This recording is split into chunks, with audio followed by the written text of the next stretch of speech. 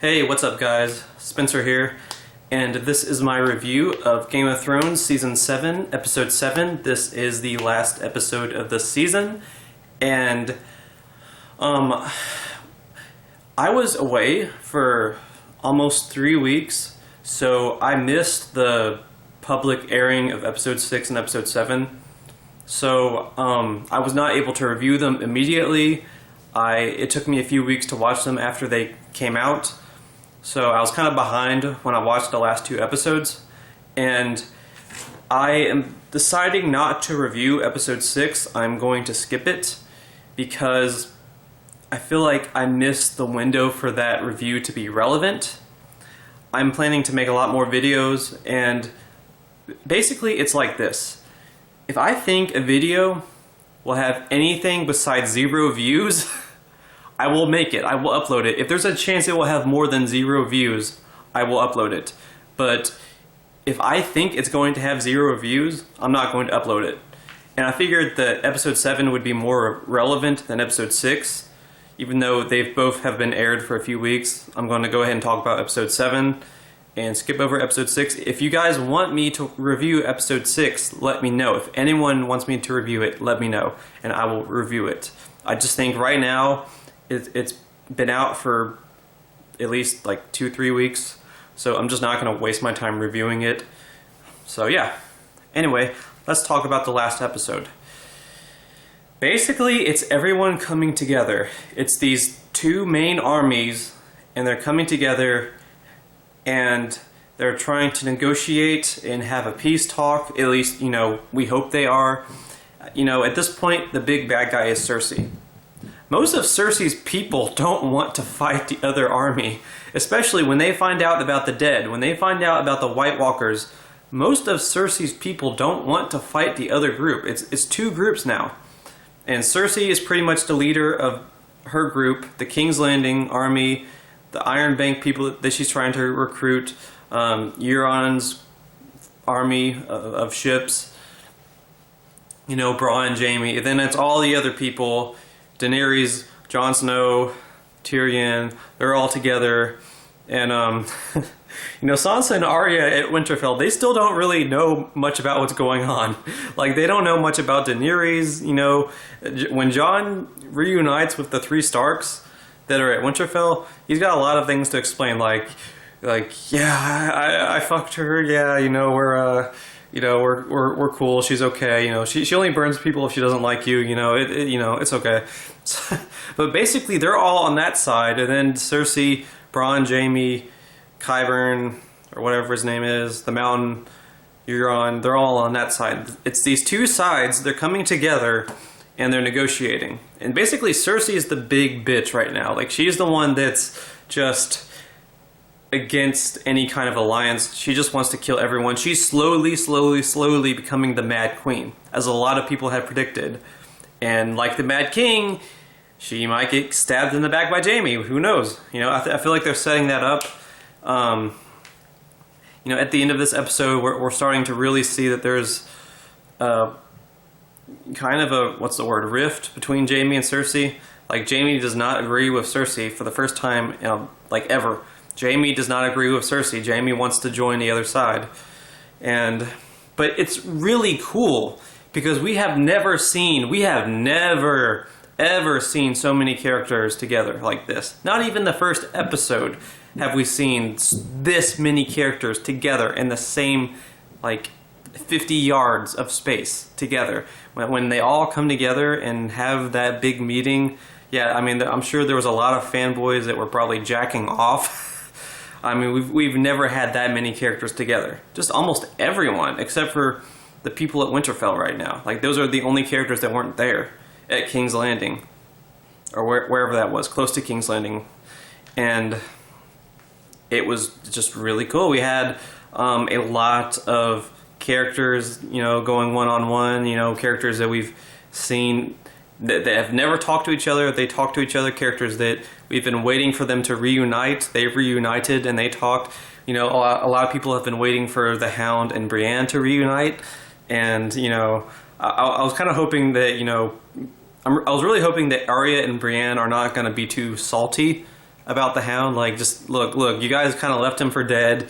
You know, like, he is like, you know, just leave him alone. Like, he's a good guy now. Just, the Hound's my favorite character. So, you know, I was hoping that, you know, Arya and Brienne aren't going to be too salty, you know, and we haven't seen Arya react to the Hound yet. I guess we'll see that next season. But Brienne and the Hound are okay. You know, they didn't seem they seem like they've mended fences. So I think that's going to be okay, because if Brienne was going to be mad at the Hound about their little fight in season 4, like, I would have told the Hound to just be like, look, tell her you saved her boyfriend's ass. Like, he saved Tormund's ass last episode. So, yeah, I mean, he pretty much, you know, Brienne can't really be mad at him anymore. But they're not mad at each other. They're okay. And we saw Euron and Theon kind of reunite. Euron was picking on Theon. Euron was picking on Tyrion and just being a troll. Euron's such a troll. And I guess he's leaving. He pretended like he was running away, but is actually going to the Iron Bank. I think that's what Cersei said. So Euron's going to go to the Iron Bank, and he's going to get a bunch of Iron Bank people, like 20,000 soldiers, which doesn't sound like that much. I mean, we haven't really seen much of the Iron Bank people. We've seen like a couple of characters here and there. So I don't understand what's so special about the Iron Bank. Everyone talks about them, so they must be a strong force to be reckoned with. So I guess next season we're going to see them fight the White Walkers, because no one is safe. The White Walkers, you know, everyone has to fight the White Walkers. It's the living versus the White Walkers versus Cersei. That's where we are right now. And yeah, so the Iron Bank is going to be a problem next season. Next season we'll see some more of the Iron Bank. And the Hound reunited with the Mountain, and the Hound just looked up at the Mountain and was like, he didn't give a shit. Like, he is not scared of the Mountain. He's like, you know, you knew we were going to fight one day. We are going to fight at some point. And everyone's obsessed with the whole Clegane Bowl thing. Like, I don't really care. I was just happy the Hound came back, because the way I see it, I didn't really think the Hound and the zombie Hound were the same character. I guess they kind of are, you know, but yeah. So I guess next season we are going to get that Clegane Bowl. So yeah. And we had Tyrion and Cersei talk to each other again, which was, you know, shit. You know, we've been waiting for that since season 4. I've been waiting for that since season 4. A lot of people just hate Cersei. I think she's one of the best villains ever. I think she's one of the best bad guys ever. I love Lena Headey's performance. And seeing her and Tyrion, any season with her and Tyrion is great. Like, any season where they're just, they hate each other, you know, there's so much going on between those two actors that they bring to every scene they're in together. And, you know, they reunite, and Tyrion goes to Cersei, and he's like, you know, look, you need to just like get over yourself. We need to fight the dead together. You know, who it doesn't matter who's on the throne. It doesn't matter who's on the throne. These characters are still worried about who's on the throne. And it's like, can't you just wait until the White Walkers are dead and figure that shit out? People are dying while you're arguing about who's gonna lead the world after you fight the dead. Can't you fight the dead first? You know, like, that's the big problem. You know, Daenerys is like burning people to death, and it's just like, you know, oh, I don't need a successor. Oh, you know, everyone do what I say and bow down to me or I'll kill you, and blah, blah, blah. And, you know, it's cool that one of the dragons is dead and one of the dragons is a White Walker, White Dragon, whatever you want to call it. Because that was probably the only thing that was going to make Daenerys realize the threat. You know, and yeah. But Tyrion is talking to Cersei, and Cersei still does not want to join forces. She just wants to kill everyone. She just wants everyone to die but her, Jaime, and her baby. Like, she's a psychopath, you know, and she's going to be a problem next year. She's pretending like they're all going to combine forces, and I suspect they will, because at some point people are going to stop listening to Cersei. At some point, you know, think Cersei will die towards the end of next season, and maybe Jaime will be the one to kill her. I don't know. But yeah. Basically, everyone needs to just come together and fight the White Walkers, and I think that's what's going to happen next season, because Jaime ran away from Cersei. Jaime's like, look, bitch, I'm done. Because basically most of this season, Jaime has kind of been an antagonist, even though we root for him and we want him to change sides. He's kind of been on the wrong side, He wiped out Highgarden, he wiped out Dorne. Well, fuck Dorne, but Highgarden was pretty cool, He, what else did he do? He tried to kill Dany. Bronn had to save his ass. And, I think at the end of the season, we finally see Jaime being like, no, I can't do this anymore. I can't do this anymore. I'm going to help the good guys. We all need to just work together. That's the only way any of us will live and kill these White Walkers. Everyone knows what the White Walkers look like. Just about everyone, except for maybe Sansa and Arya. That's it. Everyone knows about the White Walkers. So there's no more bullshit. There's no more people saying, oh, they're not real. Next season, we should be seeing everyone pretty much coming together and fighting the White Walkers. Maybe they'll fight each other a little bit. Maybe a couple of main characters will die. But eventually, it's going to be the people versus the White Walkers. And that's going to be really exciting. At Winterfell, Littlefinger is trying to get Sansa and Arya to fight each other. He wants Arya out of the way. He wants to manipulate Sansa into killing Arya. And this season, we've really seen a lot of Sansa being against Jon, Sansa and Arya fighting, arguing. They're talking about all the mistakes they've made and that they just hate each other. And I guess when Arya gave Sansa the dagger, it was kind of a moment of understanding between them. And they stopped fighting and they kind of mended fences. And they basically manipulated Littlefinger into thinking that he was getting Arya out of the way, when it was really Arya and Sansa working together to get rid of Littlefinger. And that's what happens this episode. Littlefinger dies. We lose Littlefinger. And I don't know. It's not that Littlefinger died. Littlefinger is one of my favorite characters. I know a lot of people hate him, but I love Littlefinger. I love the actor. I kind of feel bad for him. Like in a way, I kind of feel bad for him because he really climbed to the top. He just seems like someone that's been angry since he was a kid, and he was obsessed with Catelyn Stark and was madly in love with her, and she got married to someone else, and he just wanted to just rule the world. And he's just so damn smart and conniving and manipulative. We've seen 7 seasons of this guy just manipulating everyone and just having all these deep plans. It's kind of hard to see him fuck up, kind of make a mistake, underestimate Sansa. I don't know if it was that well written. I feel like Littlefinger should have been more careful. I don't know. It might be one of those things where I have to rewatch the show, because there's been moments where Littlefinger took it close to the chest. He took some dangerous risks, like trying to get Sansa to lie about Lysa Arryn's death. I mean, that could have easily backfired on him.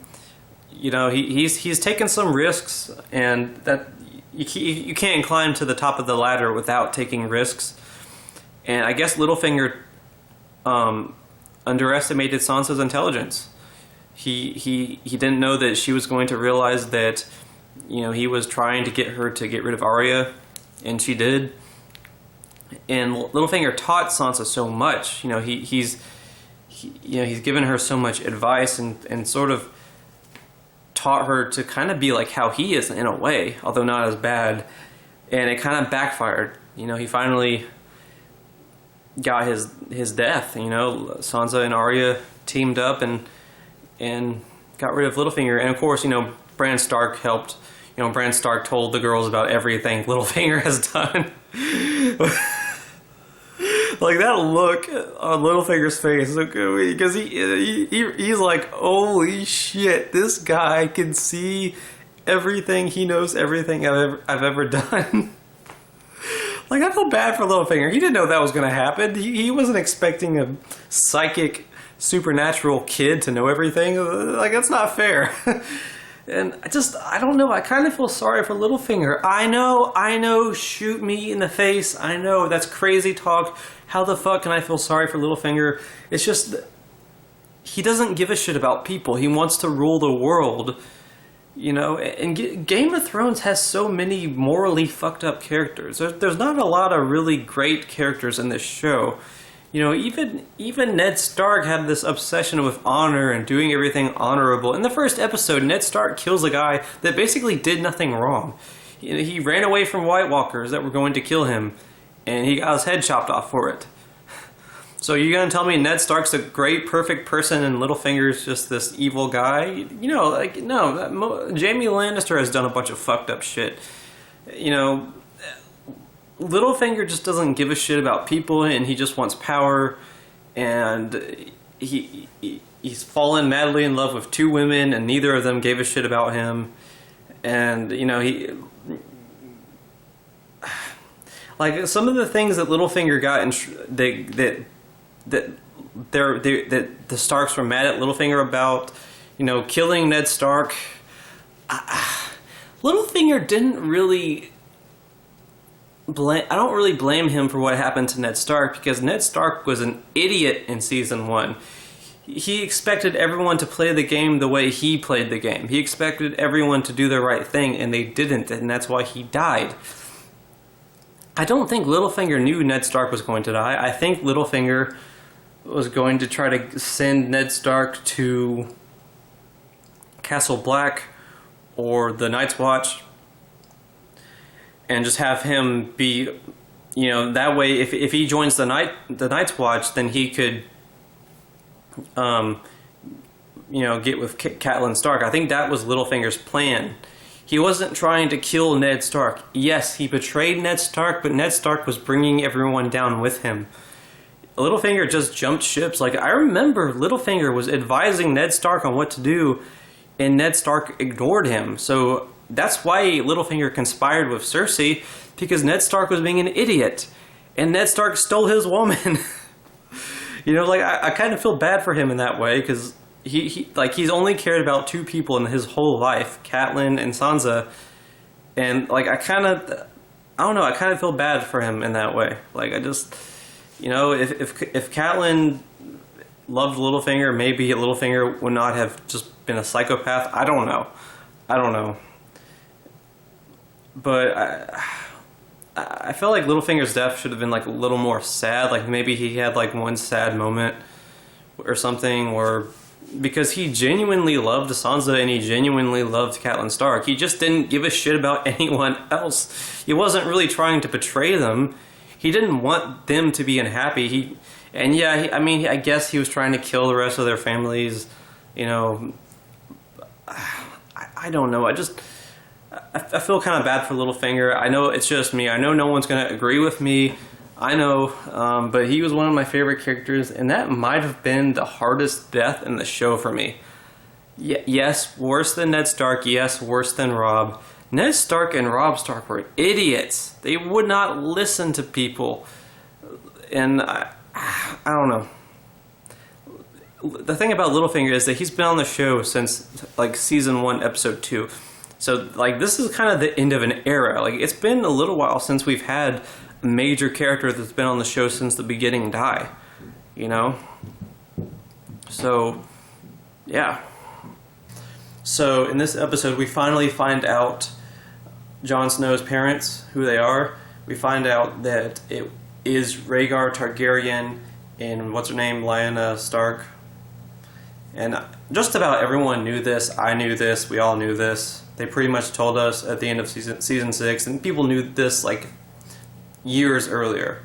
But we finally find out for sure, it's confirmed in this show, that Rhaegar and Lyanna are Jon Snow's parents. So Jon Snow is half Targaryen, half Stark. So he's not a bastard at all. He has a right to the throne. And while we find this out, Jon Snow and I'm still gonna call him that. Jon Snow and Targaryen and Daenerys are going to have incest sex. We find that out while they're having incest sex, which a lot of people thought that was kind of fucked up. But like, come on, this is Game of Thrones. We've had Cersei and Jaime since the first episode. I can handle Jon Snow and Daenerys. Like, they actually have chemistry. They don't know about it. It's not 2017 in this show. It's ancient times in Westeros. You know, the Targaryens have incest anyway. It's not some big deal. You know, the show is just kind of being honest about it. Like, yeah, they're related, but, you know, oh well. Is it fucked up? Yes, it's fucked up, but it's still Game of Thrones. I mean, it's... you know, like I said, we've had the whole show of Cersei and Jaime. I can handle Jon Snow and Daenerys. You know, I can actually see the chemistry between them. You know, yeah, I mean, if I was related to Daenerys, I wouldn't care. That's still, yeah. I mean, don't act like you would not be different. You know, don't act like you would be different. You know, it is what it is. Well, yeah, that's kind of a big, important story moment. We find out about Jon Snow's family. And we have is it the Ice King or the Night King? I think it's the Ice King. No, I think it's, I don't know. The King, he's riding Viserion, the undead Viserion, and Viserion destroys the wall, or most of the wall. And the army goes past the wall. The wall has been destroyed. And a lot of people are scared that Tormund and Beric are dead. If Tormund and Beric died off screen like that, that would almost ruin the show for me, because Tormund's a fan favorite. I love Tormund. I don't want Tormund to die at all. Like, I don't want him to ever die. I hope he never dies. The show keeps dangling him. Tormund is basically like the Glenn Rhee of Game of Thrones. Like, he keeps almost dying. In the Battle of the Bastards, he got head-butted like 8 times, and then he just bit the guy's throat out like it was nothing. And then the episode before this episode, he gets tackled by 4 White Walkers, and then at the very last second, the Hound saves him. And then now he narrowly escapes the destruction of the wall. I don't care how much they dangle him in front of us like that, as long as they don't actually kill him, you know, I'll be happy. I hope he never dies, but if he does die, I hope him and Brienne get a kiss or something. Jesus Christ, you know, like, have them kiss or something. Maybe Brienne gets pregnant and Tormund dies and Brienne names him after him or something. Something bittersweet. I hope they both live, you know. I hope they both, like, get married or something, but, you know, how hopeful can I be? It's Game of Thrones. But what they can't do is they can't kill him and Beric off like that. They can't kill him off screen. Beric has got to be more important. Beric has got to tell more story. There is no way Beric Dondarrion dies off screen like that. He literally keeps getting brought back from the dead. So even if he did die, he would come back. So no, Beric, you know, if Beric doesn't die, Tormund doesn't die because they were together. So if they all fall in snow, Beric might, like, drag Tormund out of the snow or something. I don't know. And I think the episode showed them get to the part of the wall that was still intact. I think it was kind of confusing, but that's what I got from it. Because they both stopped and they looked behind them, and it looked like the floor, that the wood that they were standing on had stopped falling down. And so I think it might have just been shot badly, because it really didn't seem like a cliffhanger, like they were trying to make it look like Tormund and Beric could have died. I think the way it was shot, it looked like they did not die. But it was just kind of confusing, because so much of the wall got destroyed. And that final shot, it looks like 90% of the wall got destroyed. There was like this little corner that was still intact. And that might be where Tormund and Beric are, but I think 100%, at least 99%, Tormund and Beric are still alive. If they died like that, that would almost ruin the show for me. You don't kill off those two characters off screen like that. So yeah, I am assuming they're going to make it to the next season. They might die next season, I don't know. Tormund seems like he's almost dying every episode. So you never know. Like maybe he's, maybe he will die, and maybe Beric Dondarrion will die. We do know that Beric Dondarrion serves a purpose from the Lord of Light. He serves a purpose, besides dying off screen on the wall. So maybe Beric will die doing something meaningful. I don't know. But they're both alive. I guarantee it. They're both alive. Don't worry. I'd bet like $1 million they're both alive. So yeah, that about covers it. And overall, I liked this season. It might have not have been the best season of the show, but I liked it. I think I liked it more than Season 5, maybe more than Season 6, I don't know. I definitely like it more than Season 5. Season 5 had some what the fuck moments.